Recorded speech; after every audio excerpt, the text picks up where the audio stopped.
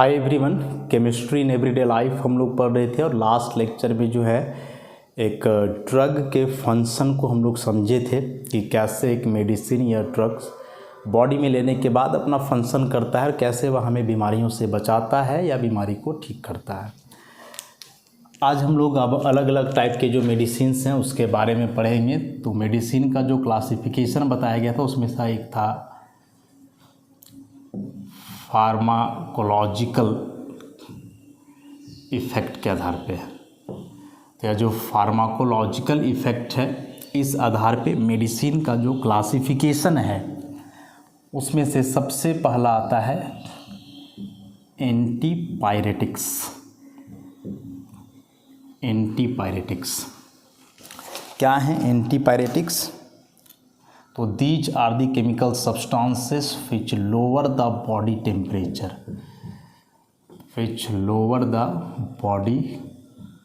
Temperature, in high fever. तेज बुखार में हम लोग को पता है कि बुखार का मतलब ही हुआ कि बॉडी टेम्परेचर नॉर्मल टेम्परेचर से ज़्यादा हो। तो जो नॉर्मल बॉडी टेम्परेचर है वह होता है 37 डिग्री सेल्सियस। किसी कारणवश यदि यह टेम्परेचर 37 से एक्सीड किया, आगे आया, बढ़ गया तो वहाँ से बुखार होता है। अब यह बॉडी टेम्परेचर बढ़ने के कई कारण हो सकते हैं।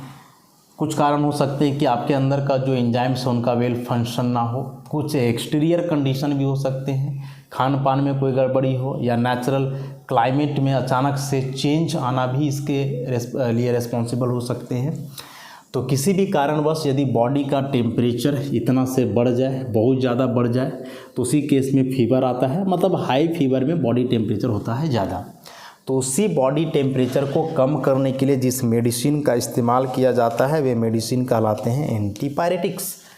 सो the chemical substances which are used to lower the body temperature in high fever are called antipyretics. अब इसके कई एग्जाम्पल्स हैं, एग्जाम में यही आएगा, डेफिनेशन और एग्जाम्पल। तो एक इसका बड़ा ही कॉमन सा एग्जाम्पल है एस्पिरिन। एस्पिरिन के बारे में हम लोग फिनॉल चैप्टर में पढ़े हैं, इसका फॉर्मेशन भी हम लोग देखे थे। एस्पिरिन का है क्या यह एस्पिरिन? तो chemically this one is the ester derivative of benzoic acid. ऐसा OC⋯OCH3, यहाँ एस्टर ग्रुप है, नीचे कार्बोक्सिल ग्रुप है। ये एस्पिरिन IPAC नाम लिखोगे तो 1,2 acetoxy benzoic acid, this is aspirin. उसके बाद एक और ही बड़ा कॉमन सा है पैरासीटामोल, जिसको हम लोग बोलते हैं बुखार में यूज़ किया जाने वाला सबसे कॉमन मेडिसिन पैरासीटामोल। पैरासीटामोल का भी फॉर्मेशन जो हम लोग फिनॉल चैप्टर में पढ़े हैं। बेसिकली यह पैरामिनोफिनॉल का डेरिवेटिव होता है। देखो ये पैरामिनोफिनॉल है, इसी में इस एमीन ग्रुप के साथ एसिटाइल ग्रुप जुड़ जाए, दिस इज पैरासीटामोल। यही पैरासीटामोल है। इसके IPAC नाम को भी हम लोग लिख सकते हैं, क्या लिख सकते हैं? N4-हाइड्रोक्सीफिनाइल, और इधर 2 कार्बन का हो जाएगा इथेनमाइड। मतलब इसमें अमाइड मेन फंक्शनल ग्रुप है ना, तो ये पूरा सब्स्टिट्यूएंट हो जाएगा। फिर 1 2 3 4, तो 4 पे हाइड्रोक्सीफिनाइल, इधर 2 कार्बन का इथेनमाइड, ऐसा। या इसी को हम लोग दूसरे तरीके से ऐसे भी लिख सकते हैं 4-एसिटामिडोफिनॉल। मैंने इस बार OH को मेन मानते हुए इस पूरे को सब्स्टिट्यूएंट माना गया है। एसिटामाइड है ना, इसलिए एसिटामिडोफिनॉल। हालांकि IPAC नॉमेनक्लेचर के तहत ऊपर वाला जो है इसका अच्छा नाम है, मोस्ट एक्यूरेट। अब शुरू में ही बताया कि जो मेडिसिन्स होते हैं एक ही बीमारी को ठीक करने के लिए कई मेडिसिन्स हैं। लेकिन उसमें से हम लोग यूज किसी पर्टिकुलर को जो है चूज करके करते हैं। तो उसका रीज़न शुरू में बताए थे कि जो मेडिसिन आप यूज कर रहे हो उसका मिनिमम साइड इफ़ेक्ट हो। जीरो साइड इफ़ेक्ट का कोई मेडिसिन है नहीं, मिनिमम साइड इफ़ेक्ट हो। जिस काम के लिए आप उसका यूज कर रहे हो वह वही काम करे, ये नहीं कि एक को ठीक किया दूसरे को बढ़ा दिया दूसरी बीमारी को, तो ऐसा भी नहीं होना चाहिए। इसमें से जो अभी दो एग्जाम्पल्स हमने लिखा, एस्पिरिन और पैरासीटामोल, तो क्या बोले हम लोग मोस्ट फ्रीक्वेंटली यूज किसका करते हैं? पैरासीटामोल का। एस्पिरिन का यूज तो रेयरली ही करते हैं। तो रीज़न इसका हो गया कि बहुत सारे साइड इफ़ेक्ट्स हैं एस्पिरिन के। सबसे पहला कि इससे माइन्यूट अल्सर्स के चांस होते हैं। पेट के अंदर जो घाव होता है अल्सर कहलाता है, बाहर जो दिखे वह वुंड्स, और पेट के अंदर जो घाव होता है वो क्या कहलाता है? अल्सर। तो इसके चलते अल्सर होने का जो है चांस होता है। हालांकि एस्पिरिन का एक अदर बेनिफिट है, और बेनिफिट क्या है कि यह हार्ट अटैक को कम करता है। हार्ट अटैक जो है उसको प्रिवेंट करता है, उसके प्रिवेंशन का काम करता है। देखो हार्ट अटैक कब होता है? जब ब्लड क्लॉट कर जाए। हार्ट अटैक जो है कब होता है? जब ब्लड क्लॉट कर जाए, ब्लड सर्कुलेशन रुक जाए तो हार्ट अटैक होता है। इसी ब्लड क्लॉटिंग को जो है कम करता है या ब्लड क्लॉटिंग को रोकता है कौन? एस्पिरिन। एस्पिरिन में एंटी ब्लड क्लॉटिंग एक्शन होता है, या खून को क्लॉट नहीं होने देता है, जमने नहीं देता है, तो हार्ट अटैक का जो है इससे चांस खतरा थोड़ा घटता है। लेकिन एक साइड इफेक्ट कहीं ना कहीं हुआ ही इसका। तो ये एंटीपायरेटिक्स थे, वे सब्सटेंस, वे केमिकल्स, वे मेडिसिन जिनका इस्तेमाल बॉडी के टेम्परेचर को कम करने के लिए किया जाता हो। तो बॉडी के टेम्परेचर को मतलब कि हाई फीवर में जो टेम्परेचर बॉडी का बढ़ जाता है उसको कम करने के लिए इस्तेमाल करता है। ये नहीं कि बॉडी का टेम्परेचर 37 घटा के 10 कर देगा, ऐसा नहीं है। हाई फीवर में जब बॉडी टेम्परेचर बढ़ जाता है तो उस टेम्परेचर को वापस नॉर्मल करने के लिए जिस केमिकल सब्सटेंस का यूज़ करेंगे वही एंटीपायरेटिक्स कहलाएंगे। दो बड़ा कॉमन एग्जाम्पल्स इसमें हमने देखा, पैरासीटामोल और एस्पिरिन। एस्पिरिन के कुछ साइड इफ़ेक्ट्स भी हैं, वो भी हमने कंसिडर किया। नेक्स्ट इसमें आता है एनाल्जेसिक्स।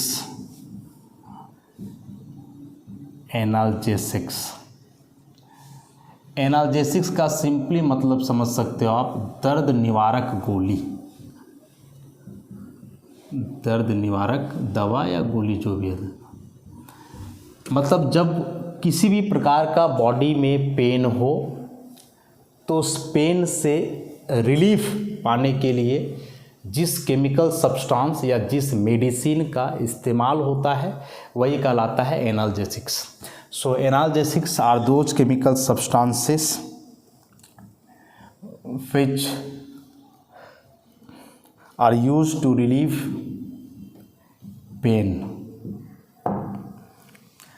अब दर्द से निजात पाएगा तो अभी जैसा कि हम बताएं कि हम लोग को दर्द का एहसास होता कब है?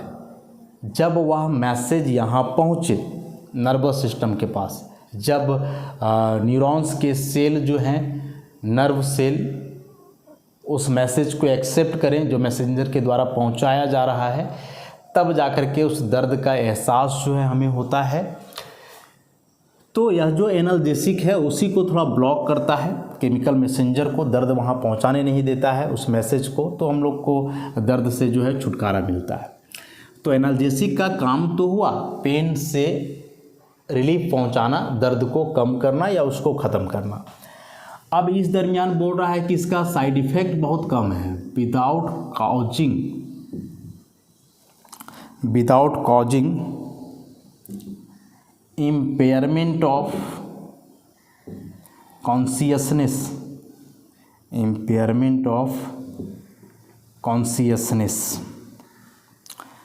कोई मेंटल कन्फ्यूजन नहीं है, और ना ही यह नर्व सिस्टम को किसी भी प्रकार से नुकसान पहुंचाता है। और सिंपल सी बात हम बताएं कि दर्द का एहसास तब होगा जब मैसेज वहाँ पहुँचेगा, तो उसी मैसेज को ही ब्लॉक करता है एनाल्जेसिक। तो ब्लॉक करने के दरमियान यह नर्वस सिस्टम को किसी भी प्रकार से बैडली अफेक्ट नहीं करता है। क्या लिखा है? Without causing impairment of consciousness, मतलब कि जब इस दवाई का आप इस्तेमाल करोगे तो उस समय आपका कॉन्शियसनेस बना रहेगा, वो लॉस नहीं होगा। कॉन्शियसनेस मतलब होश, एहसास। एक होता है ना कि कोई मेडिसिन लिया आप बेहोश हो गए, तो बेहोश हो गए उस समय तो दर्द का एहसास वैसे भी नहीं होना है, लेकिन इस मेडिसिन में वैसा बात नहीं है। ये आप बेहोश नहीं करेगा, आपको आपके कॉन्शियसनेस को बनाए रखेगा, उसको लॉस नहीं होने देगा। तो करता क्या है, तो वही मैसेज को रोकता है। एक हुआ कि इसी को ब्लॉक कर दिया, मैसेज यहाँ से पहुँच रहा है यहाँ, लेकिन यहीं ब्लॉक कर दिया तो जो भी मैसेज जाए कोई दिक्कत नहीं है। और दूसरा है कि इधर जो मैसेज ले जा रहा था मैसेंजर, उसी को ही रोक दिया, इसको ठीक रखा है। तो ये जो एनाल्जेसिक है इसका दूसरा वाला काम है कि बीच में मैसेंजर को ही रोकता है, नर्वस सिस्टम को प्रभावित नहीं करता है। लेकिन जो बेहोश करने वाला दवा होता है वह मैसेंजर को नहीं रोकता है, बल्कि क्या करता है कि नर्वस सिस्टम को ही ब्लॉक करता है। तो एनाल्जेसिक्स में यही बात हुआ कि जो केमिकल सब्सटेंस या जो मेडिसिन दर्द से छुटकारा दिलाए, उस दरमियान आपका होश गायब नहीं होगा, कोई मेंटल कन्फ्यूजन नहीं होना है, नर्व सिस्टम को जो है या डैमेज नहीं करेगा। अब यह जो एनाल्जेसिक है इसको फर्दर दो भाग में रखा गया है, एक नन नारकोटिक्स और दूसरा नारकोटिक्स। नारकोटिक्स को ही हम लोग ऑपियोइड्स भी बोलते हैं और इसको नन ऑपियोइड।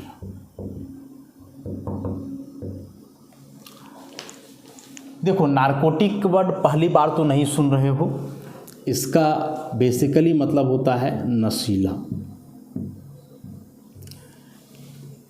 तो जैसा कि अभी इधर हम बताए कि एनाल्जेसिक दर्द को कम करते हैं, होश को गायब नहीं होने देंगे, आपके कॉन्शियसनेस को भी बनाए रखेंगे। लेकिन इसमें से भी कुछ एनाल्जेसिक्स हैं जो कहीं ना कहीं आपके नर्वस सिस्टम को ब्लॉक करता है, मतलब नशा का काम करता है।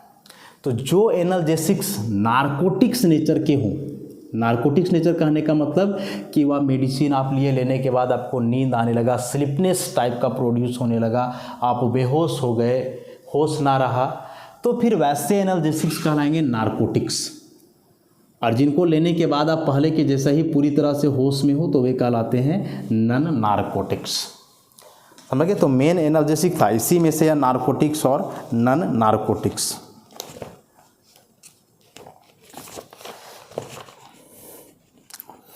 एग्जाम्पल्स में वही है जो एंटीपायरेटिक्स के लिए लिखा गया था। ये जो नन नारकोटिक्स हैं इसके दो बड़ा ही कॉमन एग्जाम्पल जो एंटीपायरेटिक के लिए था, एस्पिरिन और दूसरा है पैरासीटामोल। तो नॉर्मल बुखार हो जिसमें केवल बॉडी टेम्परेचर बढ़ा है तो वहाँ के लिए बड़ा यूजफुल होता है पैरासीटामोल।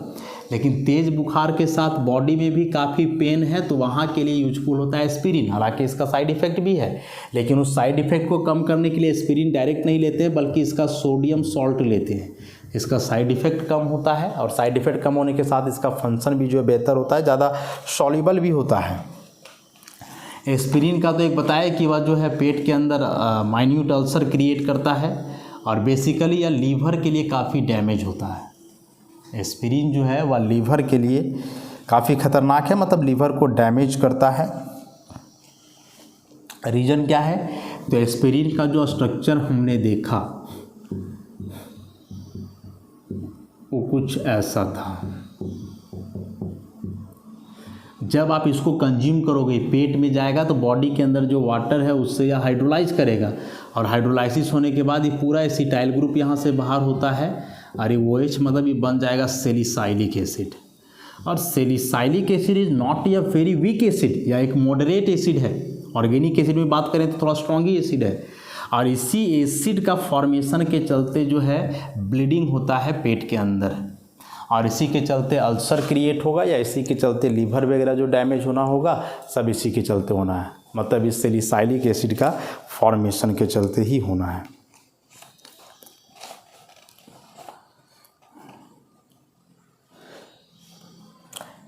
साथ ही साथ एस्पिरिन का जो एक और काम है, बॉडी के अंदर जो है हम लोग का एक सब्सटेंस का फॉर्मेशन होता है जिसको प्रोस्टाग्लैंडिन्स के नाम से जानते हैं। और यह जो प्रोस्टाग्लैंडिन्स है बेसिकली इसका काम है टिश्यूज को डैमेज पहुंचाना। टिश्यूज में इन्फ्लेमेशन होता है, काफ़ी जलन होता है और इसी प्रोस्टाग्लैंडिन्स के सिंथेसिस को जो है कम करता है यह एस्पिरिन। तो ये एस्पिरिन और पैरासीटामोल के अलावे भी कई एनाल्जेसिक्स हैं जिनका इस्तेमाल किया जाता है। मेन एनाल्जेसिक है क्या, इसी को समझना था। एग्जाम्पल के लिए तो कई है वैसे। तो ये नन नारकोटिक्स में आए। अब जो नारकोटिक्स हैं जिनके चलते थोड़ा होश भी गायब होता है, आदमी बेहोश भी हो सकता है, वे नारकोटिक्स में आ गए।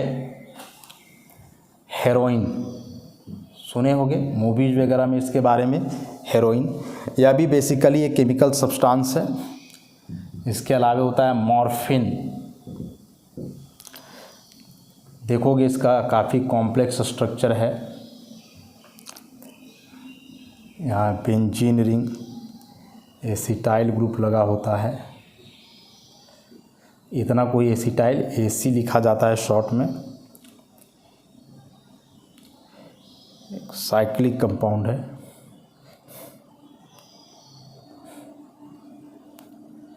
यहाँ डबल बॉन्ड, फिर इस जगह पे वही चीज़ है, और फिर यहाँ से एक हेक्सागोनल रिंग है। इसी हेक्सागोनल रिंग में यहाँ से एक और बड़ा सा ग्रुप जुड़ा हुआ होता है।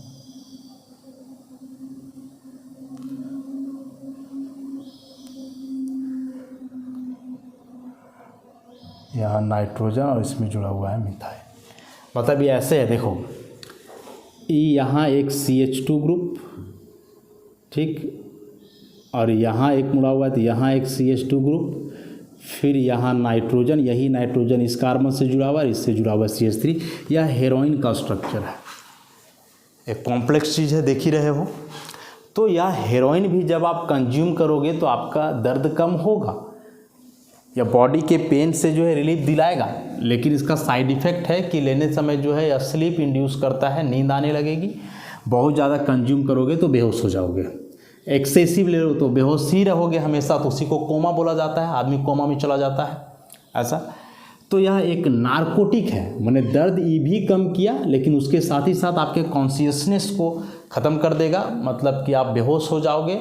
लगातार लेते रहे तो बेहोशी की हालत में बहुत ज़्यादा समय तक रहे तो वह कोमा की स्थिति प्रोड्यूस करता है।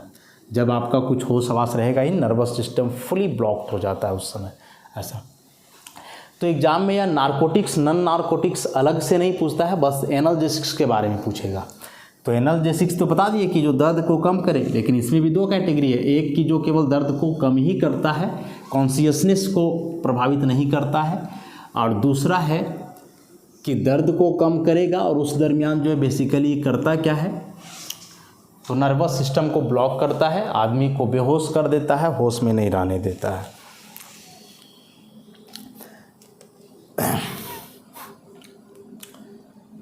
तो इसमें यदि डिफरेंस की बात करें हम लोग नारकोटिक्स और नन नारकोटिक्स में, तो क्या डिफरेंस हो सकता है।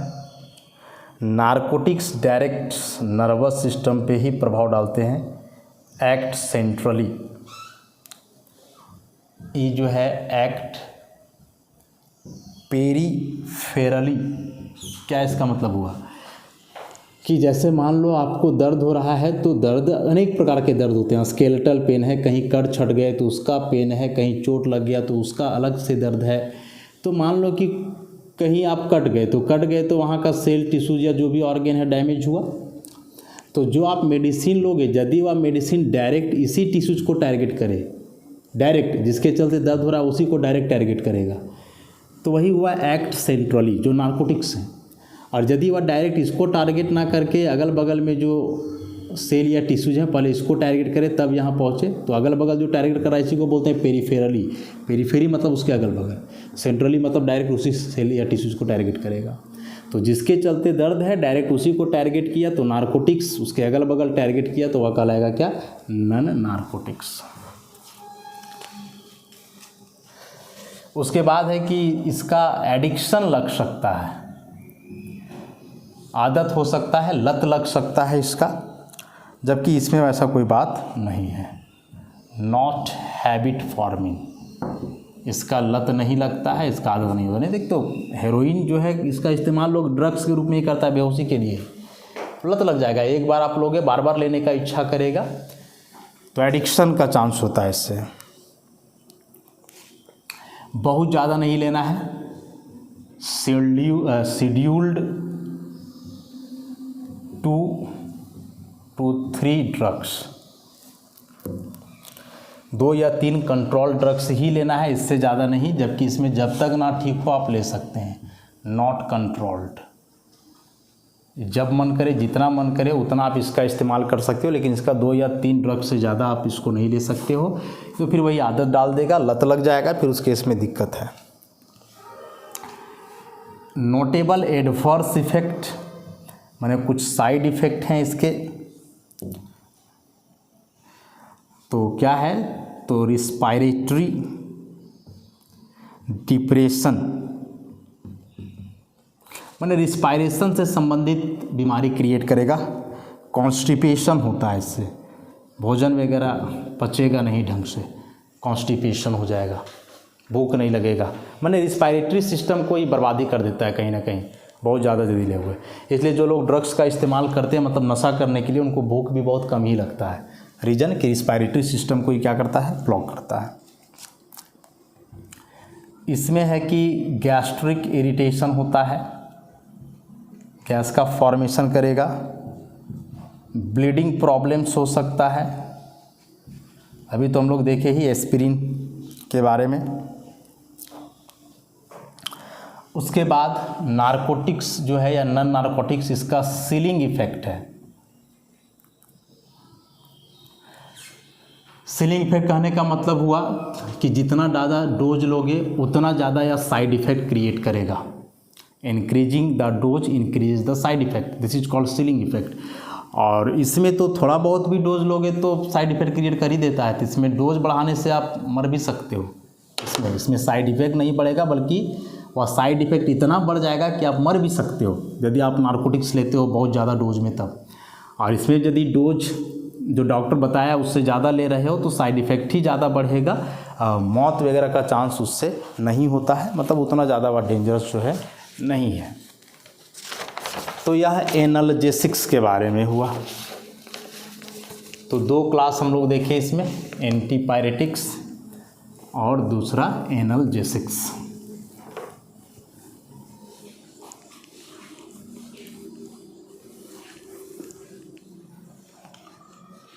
नेक्स्ट है इसमें ट्रैंक्विलाइजर्स।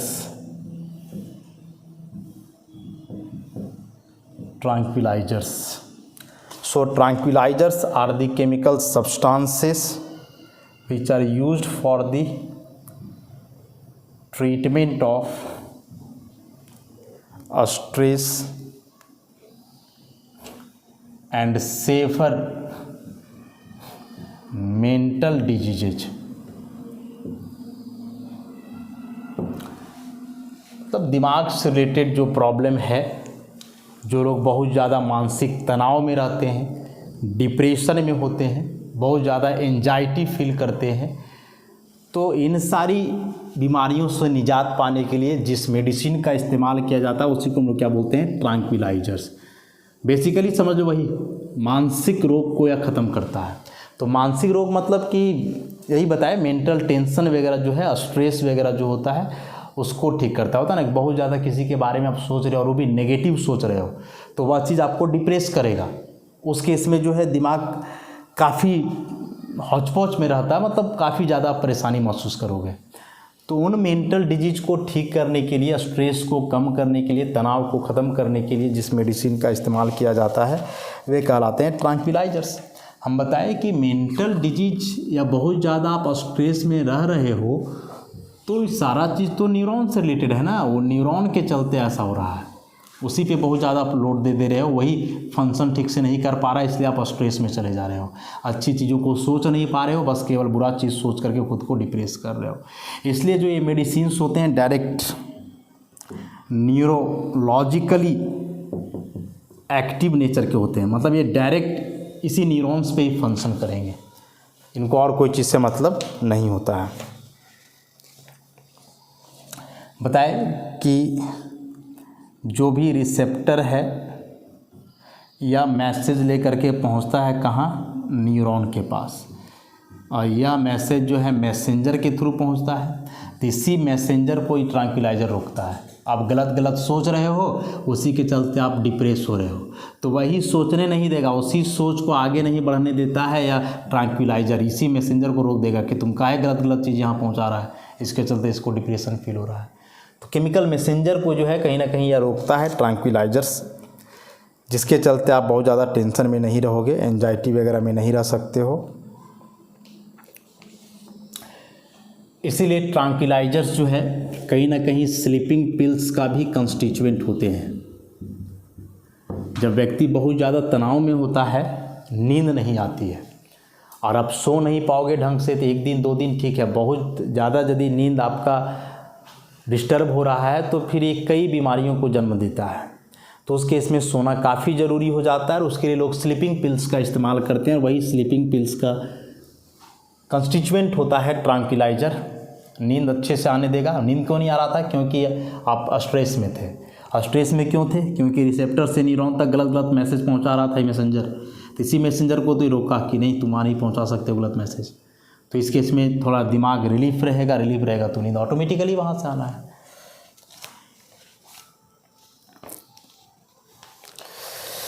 इसके भी कई एग्जाम्पल्स हैं। एग्जाम्पल नाम डायरेक्ट याद रखोगे, स्ट्रक्चर से बहुत ज़्यादा मतलब नहीं है। जैसे इप्रोनियाजिड, फेनिलजीन, बारब्यूटूरिक एसिड, ऐसे कई हैं। इसके अलावे बोल रहा है कि एक बहुत ही इम्पॉर्टेंट ट्रैंक्विलाइजर है जिसको कि इक्वानील के नाम से जानते हैं, और इस इक्वानील का इस्तेमाल किया जाता है जब आदमी बहुत ज़्यादा टेंशन में हो, हाइपर टेंशन या फिर डिप्रेशन में हो, तब जो है इस इक्वानील का इस्तेमाल किया जाता है। तो ये ट्रैंक्विलाइजर्स के बारे में भी हम लोग समझ गए। 3 चीज़: एंटीपायरेटिक्स, हाई फीवर में बॉडी टेम्परेचर को कम किया; एनाल्जेसिक्स, बॉडी पेन से रिलीफ दिलाया। 2 कैटेगरी, नारकोटिक्स, नॉन नारकोटिक्स। तीसरा ट्रैंक्विलाइजर्स जो बेसिकली मेंटल टेंशन को कम करता है, तनाव से दूर रखता है। कैसे? सारा फंक्शन बता दिए इसमें, कुछ एग्जांपल्स। तो एग्जाम में डायरेक्ट क्वेश्चन आना है कि right short notes on antipyretics, analgesics, tranquillisers with examples. तो आप डेफिनेशन शॉर्ट में 2-2, 3-3 लाइन लिखते जाओ, उसके बाद फिर 1-1, 2-2 ऐसे एग्जांपल देते जाओ, तो यहीं से हो जाना है।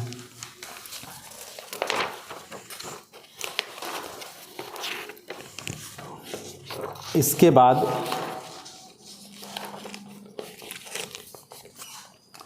नेक्स्ट जो कैटेगरी इसमें आता है,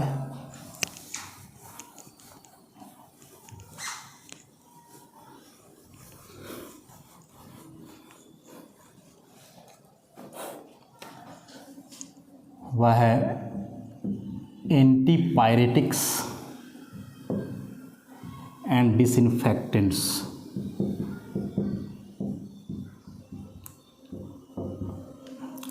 एंटीपायरेटिक्स एंड डिसइंफेक्टेंट्स दोनों का काम है kill the harmful micro organisms.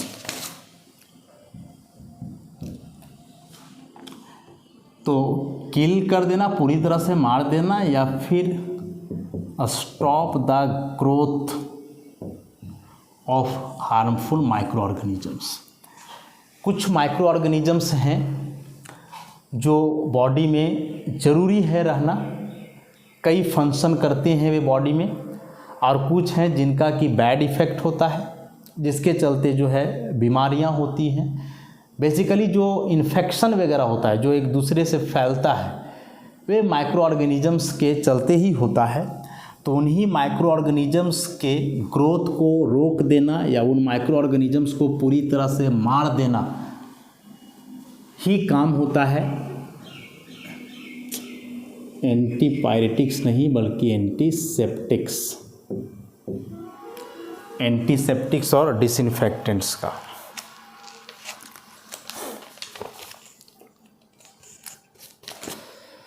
So antiseptics and disinfectants are those chemical substances which are used to kill or stop the growth of harmful microorganisms in the body।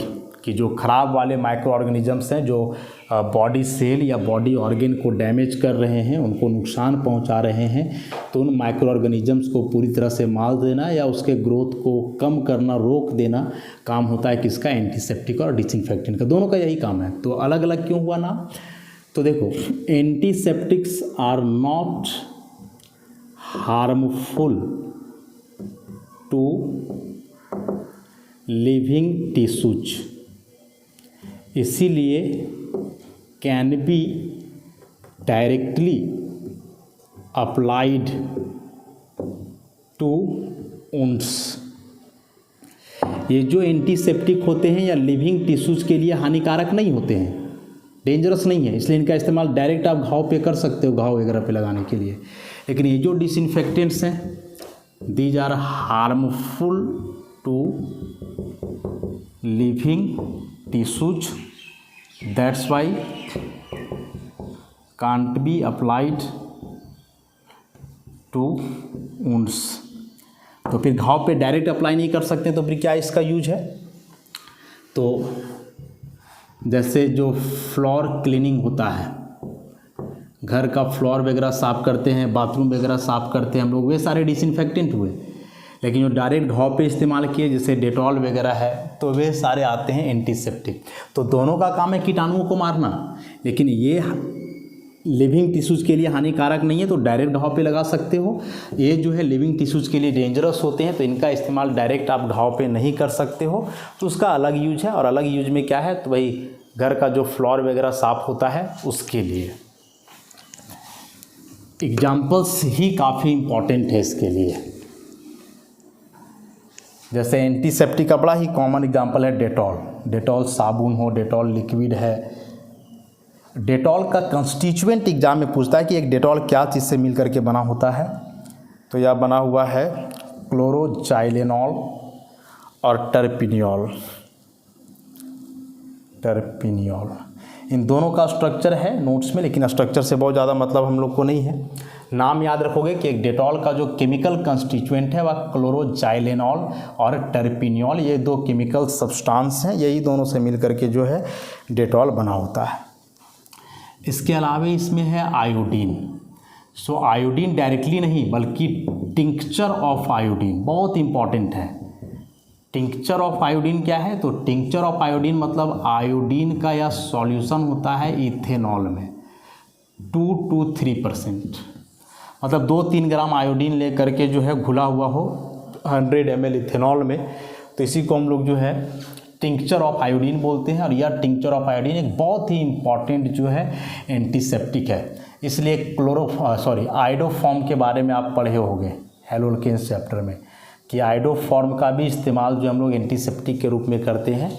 तो basically iodoform मतलब कि iodine का compound है, और वह iodine का compound चाहे iodoform के रूप में हो या टिंक्चर ऑफ आयोडीन के रूप में हो, वह काम करता है किस चीज़ का, एंटीसेप्टिक का। ऐसे और भी कई एग्जाम्पल्स हैं। उसके बाद बोरिक एसिड होता है, boric acid H3BO3 boric acid.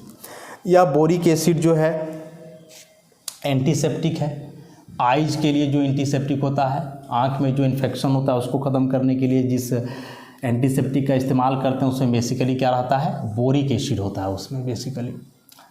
उसके अलावे जो बेबी जॉनसन पाउडर होता है, बेबी टैल्कम पाउडर, उसमें भी यह मिला हुआ रहता है, एंटीसेप्टिक का काम करता है, बच्चों को इन्फेक्शन से दूर रखता है।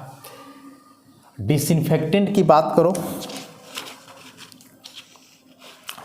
तो डिसइंफेक्टेंट में जैसे क्लोरीन, ब्लीचिंग पाउडर का हम लोग जानते हैं काम, कि जो ब्लीचिंग पाउडर है वह ब्लीचिंग पाउडर पानी को साफ़ करने के लिए इस्तेमाल करते हैं। तो ब्लीचिंग पाउडर में CaOCl2, इसमें से क्लोरीन ही उसमें डिसइंफेक्टेंट का काम करता है।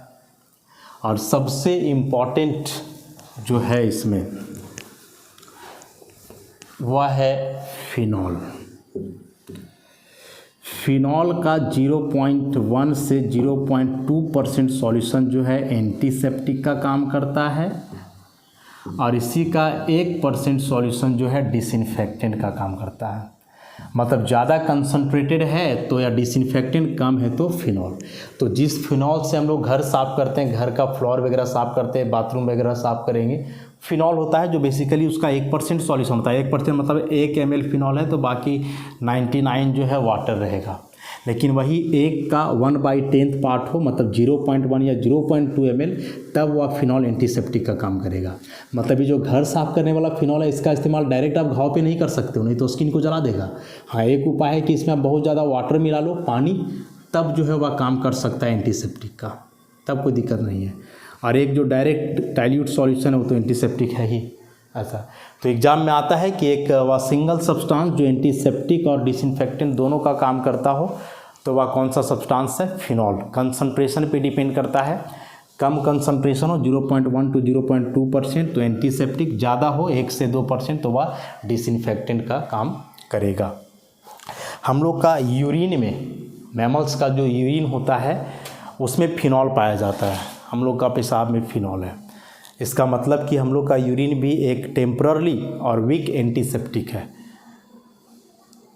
ऑब्जर्व किए होंगे कभी या नहीं भी किए होंगे तो होता था पहले हम लोग के समय में कि कहीं आप खेलने गए, गिर गए, कट छट गए तो डर से घर में तो लोग बताता नहीं था, वो घाव कैसे ठीक होगा। तो जहाँ कटा या जहाँ घाव हुआ, लोग क्या करता था, वहाँ पेशाब कर देता था। घुटना में लग गया तो वहाँ पेशाब कर दिया, ठीक हो जाता था घाव। कैसे ठीक होता था? तभी तो पढ़े कि यूरिन में है फिनॉल, फिनॉल है एंटीसेप्टिक, और एंटीसेप्टिक मैंने घाव को ठीक करना, ठीक करेगा उसको ठीक करेगा। ऐसा तो ये भी काफ़ी इम्पॉर्टेंट है, एंटीसेप्टिक और डिसइंफेक्टेंट्स। तो इसके अलावे और भी कई प्रकार के हैं मेडिसिन्स, जिसके बारे में हम लोग नेक्स्ट लेक्चर में पढ़ेंगे। तो आज के लिए इतना ही, धन्यवाद।